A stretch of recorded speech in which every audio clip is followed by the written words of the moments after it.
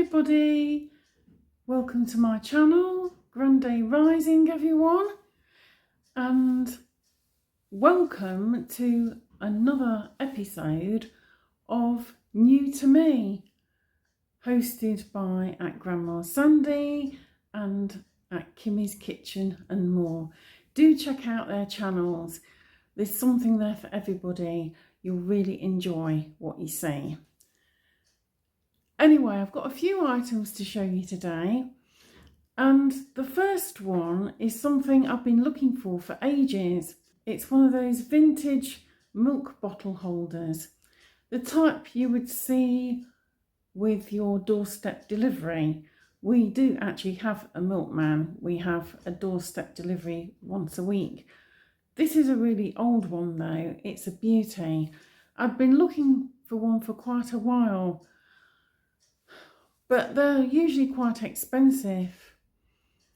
Then, as luck would have it, my friend who has the boatyard opposite my pitch at the Petticoat Lane Emporium had one. We were talking about a week ago at our pitches, and she suddenly held up the little milk bottle holder and started talking about it because she hadn't yet sold it. It had been up for £30, but she'd reduced it to 18. And I said, well, I want one of those. That's just what I'm looking for. So Dan bought it, bless his heart. I've paid for quite a few things recently, so he decided to put his hand in his pocket.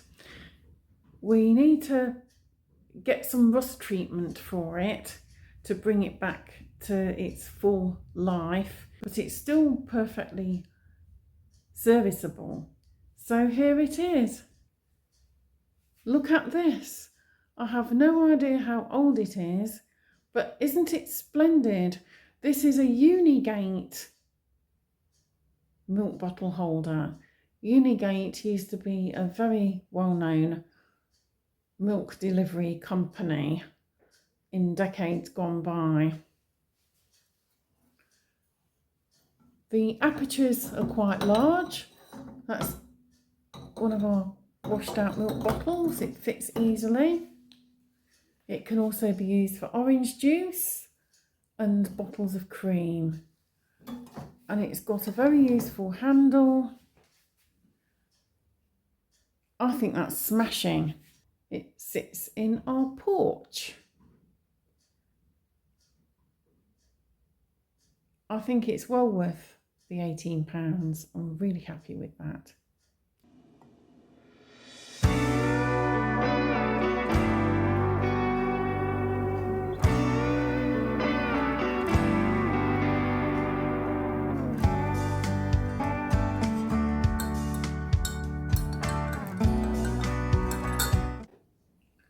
I've got a nice cuppa. It's just made in a mug today.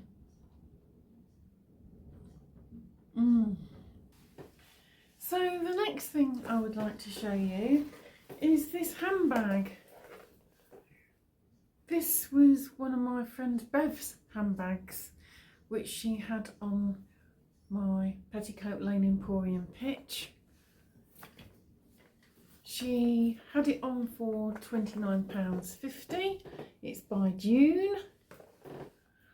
And I've been looking at it and I'm looking at it, and it nearly sold once, but the price had fallen off. Sometimes people move things when they're looking, and occasionally the labels do come off. So it went back on the pitch, and I thought it might have sold in the last couple of weeks, but it hadn't. So I'm buying this beauty myself from Bev, and I'm going to be donating the money to Pilgrim's Hospice, which is a local charity here in East Kent. Bev has always enjoyed going on cruises with her hubby and sometimes the family, and I think think she possibly got this bag before going on a cruise. It's gorgeous though, and I've got one or two events in mind for this. It really is lovely. It's just my cup of tea. I particularly like all the shiny diamante and the leopard print. As some of you know, I love leopard print. That's right up my street. I'm going to enjoy using this. So if we look inside it, there's plenty of room for essentials such as a small purse, keys, mobile phone, lipstick. You can see it's quite deep, so there's a good amount of space without cramming it, and it's a good strong chain handle. I've had bags before which have chain handles, but they've been a little flimsy. This is very well made and it's so cute, and the label's still on it. I think she probably had used it, but only maybe once or twice while she was on her cruise. So that will do me very well, and I will think of her when I'm using it. And then finally, the third thing I'm going to show you today is this BBC book called Coast. And I bought this down in Margate from the Pilgrim's Hospice bookshop in the Old Town. They always have a smashing selection of books. Everything and anything. Travel, maps, astronomy, healing, self-help, cooking, gardening, fiction, crime, politics, biographies, all manner of things. Now, last time we spoke, I was talking about Neil Oliver, the Coast guy as he's known. He used to present this TV programme, and the book just really appealed to me. It's smashing. I'm going to enjoy reading this. I've not had a chance to look at it properly. Now, talking about Neil Oliver, last time I showed you his book Hauntings. I've read a couple of chapters so far and it's really interesting. I'm enjoying it a lot. This is one called The Fracturing Coast, and it's the wash to the Thames estuary. The photos in it are stunning about the black logs. Now, I once did a painting of this, and Dan and I have been there. Two black logs lie in a pool on the North Norfolk foreshore near home next to the sea. Not the most visually exciting of archaeological sites, but this pair of timbers forms part of the Great Wooden Henge or worship site of Seahenge, built some 4,000 years ago and exposed by the tide in 1999. And I would like to tell you a story about this. I was intrigued by the whole discovery. And a few years later, when I had a laptop, and at the time it was dial-up internet, I thought I would look up some information about it, and I discovered that there was a site about 100 metres from this location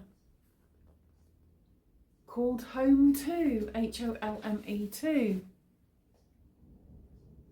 which was again petrified timbers. Now, Dan and I were in North Norfolk for a big craft fair, and we were staying in Hunstanton, and I slipped and fell in the shower and I sliced open my elbow. We'd set up the night before, so I drove down to the venue and then I drove myself to King's Lynn, which was at least 17 miles away, to get patched up. It was very painful. I got back to the fair. Dan had been doing a sterling job, and it was very warm weather. It was a full moon that night as well. And we took a walk on the beach. The elbow was throbbing a little, but I said to Dan, let's see if we can find home too. And we had a look round. I mean, it was guesswork because, of course, the first henge, this one here, had already been taken away for preservation. So it was purely based on instinct where we were walking. And we were about to give up. We didn't see anything. And Dan went ahead of me, but then suddenly I saw what looked like a rock. I thought, is this wood? It kind of looks like rock, but at the same time it looks like wood, petrified wood. And I touched it, and it was. And I called to him, Dan, it's over here. And when we explored the site, we could make out the trackways and little stumps. There wasn't that much left. It was being taken away by the tide and erosion. But ostensibly we found it. And I took some photographs and I put them on a website. I can't remember the name of the website now. I think it's still there. And quite a few people commented on it. And I was absolutely thrilled that we'd actually found home too. But we said nothing. We just left it to the elements. We believe that it needs to be left to the sands of time, and no doubt in the fullness of time it will go back to the sea. And it was a beautiful full moon that night. It was a very warm evening, and we went to some sensory gardens that were near to the bed and breakfast, and we did a little full moon ritual and gave thanks for all we had received. Here is a picture of the North Sea. Stunning. It says, on a lovely calm day, the North Sea tide smashes into the sea defences at Happisburgh. In storm conditions, the power of these seas is a genuine threat to the crumbling East Norfolk coast. And then the Suffolk coastal town of Aldborough, Dan and I have been there, is an upmarket resort with few rowdy seaside amenities, but plenty of shingle and fresh air, and the best fish and chips in East Anglia. We went one September day, and there wasn't a great deal happening. It was after the end of the season, really. We weren't terribly impressed at how many places were card only, but we did find a nice cafe that was open and friendly to taking cash. If you want a really relaxing break, Suffolk is charming. I like a little bit more life. Dan and I prefer Norfolk, but we all have our own preferences. The two are next to each other. Norfolk, of course, is north of Suffolk, and then from Suffolk you go down into Essex. That part of Suffolk I do like. The part that is quite close to Colchester and Dedham, where Constable painted some of his works, including the Hay Wain. I went there once with my mum and my brother years ago. I was about 14 at the time. We had a really lovely time.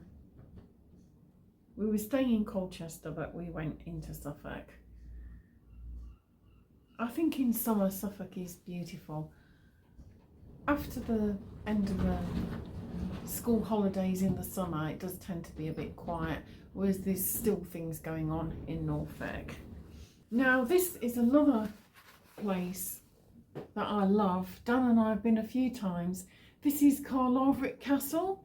This is in Dumfries and Galloway. Dumfries is literally 2-3 miles from the coast, the Solway Firth, which is a very treacherous stretch of water which runs from the Lake District up to Dumfries and Galloway. And one of my ancestors went down on the Solway Firth in 1823. This is a beautiful castle. It's one of the finest examples of a triangular castle. It's stunning. It says, the triangular design and moated site of Carlaverit Castle didn't prevent its capture by King Edward Longshanks in 1300 and many subsequent centuries of sieges and bloodshed. But when things became calmer in the 17th century, the Earl of Nithsdale built a fine house within the walls. There's an old castle and a newer castle. That's the newer castle. And then there's a footbridge that leads it over to the old castle, which was closed for a while, but I believe it's open again. And I'm going to really look forward to going to Carlaverit Castle again this time, because we didn't get to go a couple of years ago when we were last there. And there's some really ancient graffiti. Of course, some of my ancestors are Shanks, which stands for Longshanks. They were shoemakers, but from that family. So I'm really going to enjoy reading this book. You see, they've got shifting sands here. This is about quicksands. The Wirral Peninsula to the Solway Firth. Incidentally, Morecambe Bay and Arnside in Cumbria, it's the estuary, Cumbria, Lancashire area. It's fairly near Barrow-in-Furness. Those beaches have quicksands.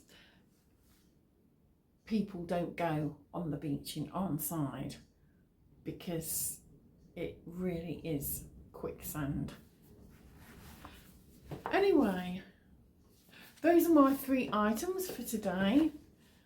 I hope you enjoyed hearing 1 or 2 stories about personal experiences by the coast and looking at my lovely new handbag and also my new milk crate, new old milk crate.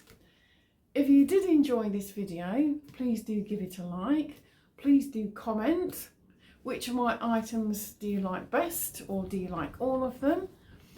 What are your own experiences regarding the coast, and have you had doorstep deliveries either now or in the past? Doorstep deliveries were certainly very popular in the 1970s, and even though growing up we had no money, Mum always got milk from the milkman 2 or 3 times a week. Please share this video and please subscribe if you haven't already done so. Ding the notification bell. Thanks so much for watching, and I'll see you again soon for the next one. But until then, bye for now.